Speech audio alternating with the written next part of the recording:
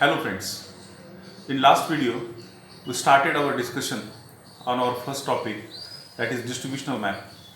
While discussing the distributional map, we discussed the first type of distributional map, and that is dot method. Now let us continue that distributional map with some other types of the distributional map. The second type of the distributional map is choropleth map. My friend, choropleth map is also one of the important map in geography. This map is used, or in this map, the geographical variables is shown by the shades of various colors, or that we can shade or a tint of various colors. Or sometimes it is used the black and white shading as well. And this map is very easy to understand the geographical variations. In this method, once we get the data, it means in this method only one value is given to sub-administrative unit in the region. Only one value is given to the sub-administrative unit in the region. Once we get the data, and then we classified that data, and the important characteristics of the choropleth map, that in this method we can get only one value to the sub-administrative unit in the region. After the smallest and the largest value, if you find first the smallest value and the largest value in the given data, after that the important feature or the important steps we have to do, and that is classes. We have to make a classes, approximately 5 to 7 classes we have to make as per the given data. First step, you have to find out the smallest value in the given data and the highest value in the given data, and as per that you have to classify or you have to make the classes. Generally, as per the given data, you have to make 5 to 7 classes. Each class is assigned a separate tint or a color shade that we can see. So for example, if you made 5 classes, then one color of 5 shades, we have to use the shades of the same color, and that shade color is of 5 shades as well. Or we can make it as a black and white patterns, for example line pattern, dot patterns, or square, as like that, as like our convenience, we have to make the black and white pattern as well with the pencil. The shades or the pattern become darker. Most important thing we have to consider in our mind, that the shade that we are making, that shade must be darker. The shade must be darker with increasing value of a given geographical data. Otherwise, what we can see, the given geographical data is the value of that data is more, and we are making very light tint or the dot pattern. No, as per the increasing data, we have to go towards the dark shade of that color or the dark pattern as well, and this makes the classification as well. In your textbook, very interesting 2 maps is given, the density population of Amravati districts, and these choropleth, they given the 2 images of 2 types of choropleth. The first one they use the color, and the second one they use the black and white pattern. Color, the pink color is there, and from dark to very faint, if you see the tint of the color, dark to very faint, or if you see the pattern as well, from shade, that the pattern of the shade is also from faint to dark. And these 2 map gives us a clear-cut idea about the choropleth method, how it is important, and how can we understand the geographical variation according to this choropleth map. If you see these 2 maps, we come to know that, for example, the population density in between 301 to 400, the talukas that we can see, the talukas of the population density in between 301 to 400 person per square kilometer, and that is Anjangaon Surji. We clearly understand the Anjangaon Surji is the Tahsil in the Amravati districts, which having a population density in between 3001 to 400 person per square kilometer. Then another that we can see, as we see the map again, we come to know that the Amravati Taluka, the highest density is recorded in Amravati Taluka, and that is more than 400 person per square kilometer. If you see this map, Then we come to know that this is the Amravati taluka, and that Amravati taluka having highest density, and that is more than 400% per square kilometer, because of the tint of that shade, or because if you see the square here also in the black and white map, there also we can come to know that this taluka or this place having a highest density of a population as well. And then if you see this map again, then we come to know the name of the talukas having population density less than 300% per square kilometer, and they are particularly Darni, then Chikaldara, Daryapur, Chandur railway, then Dhamangaon railway, Nandgaon, Khandeshwar. These are the talukas of the Amravati districts. They are having the population less than 300% per square kilometer. So this is the second important method of a distributional map, and that is choroplate map. My friend, choroplate map, to making the choroplate map, or to construction of the choroplate map is quite easy. Only the given data you have to find out the given data, you have to classify the given data. First of all, you have to make the classes. Before that, the highest value and the lowest, find out the highest value and the lowest value. As per the highest value and the lowest value, classified or differentiate the data into 5 or 7 classes, and give one shade of a color or tint of a color, and then show it on the given map. That is a very simple method, but it is very effective method. So this is the second method of distributional maps, that is choroplate map. Now the third type of distributional map, and that is isoplate method. My friend, last year in the 8th standard, we already discussed about the contour lines and isotherm lines. Contour lines, it means the line which join the places of equal elevation. This is the contour. Contour lines, it means the line which join the places of equal elevation. And the isotherm, it means the line which join the places of equal temperature. And these two lines, as per these two lines, the isotherms, that isotherms and contours, these lines is used to make the isoplate map. So let us see the isoplate maps.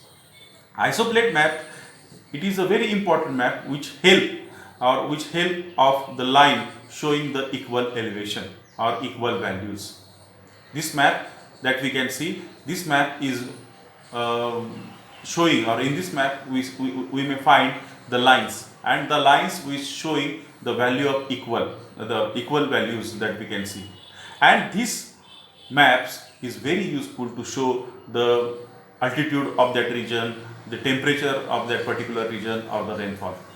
Altitude, temperature, or the rainfall, these are the very important factors that we can see, and these factors is shown in the isoplate map. Now these isoplate maps, how can we construct the isoplate map?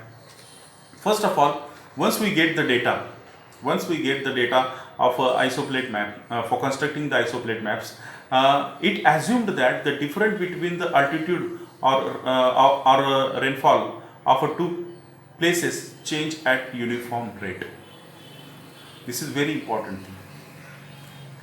We had to assume. Now the data is given there, but for making the isoplate map, first and the most important thing that we have to do, that we have to assume. What we have to assume? We have to assume that the difference between the altitude and the rainfall, of two places change at uniform rate. It means the change of different places in terms of temperature and rainfall, that we have to assume that it changed at uniform rate.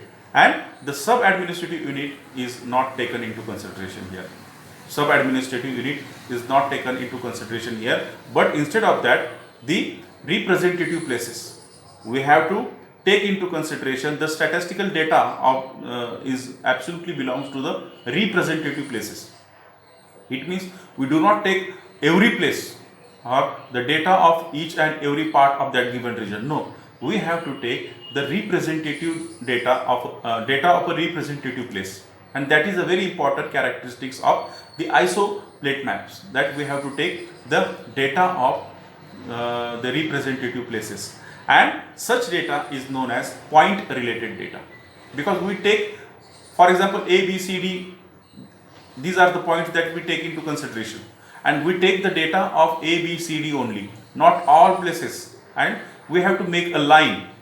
What line? The line which we make of showing the equal values of that particular point. For example, A, B, C, D, these are the 4 points, and A temperature is 35 degree, B 36 degree, C 35 degree, and D also 35 degree. Then we join the line of same value, 35 degree only.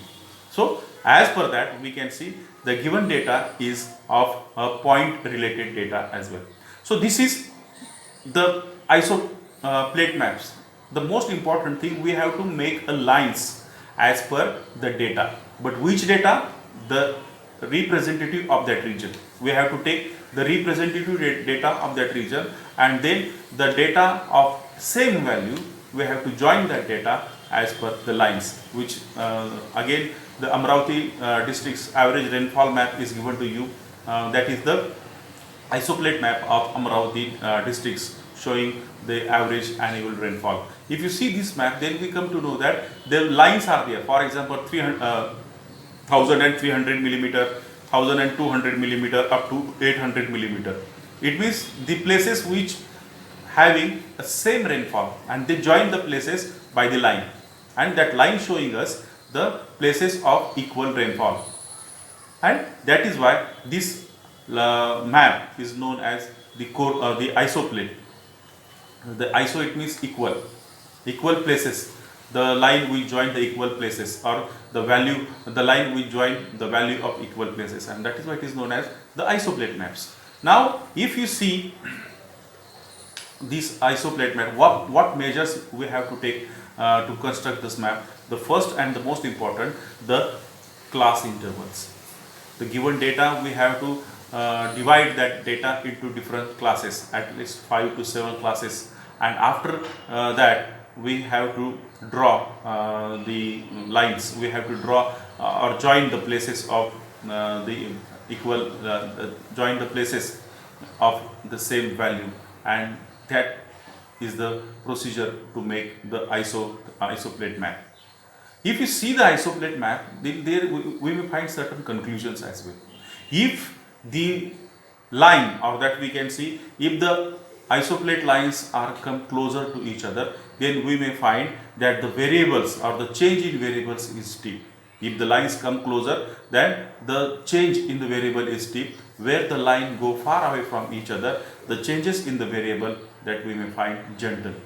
So this is one of the conclusion that we may find as you see the map, and if the line come closer to each other, then we may find that change in the given geographical variable is very vast, or that we can say steep, and if the line goes far away from each other, the given the changes in the given geographical data is gentle as well.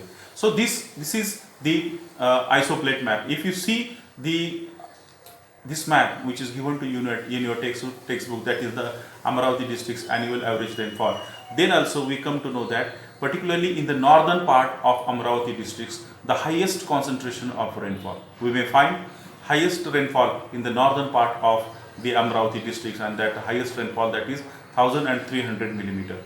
Then we may find as we going towards south, the rainfall is decreasing, and the lowest rainfall recorded in Amravati districts, and that is 800 millimeter.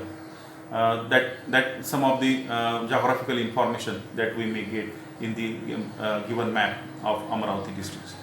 So this is the three map, or this is the three type of the map that we can see the in this first lesson, and this three map is of the distributional maps. This is the three types of distributional map that we can discuss.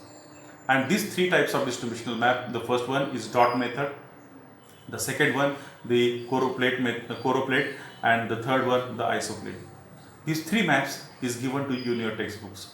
and as per these three map we have to study the geographical variation or the geographical variables that we can given here in these textbooks as well.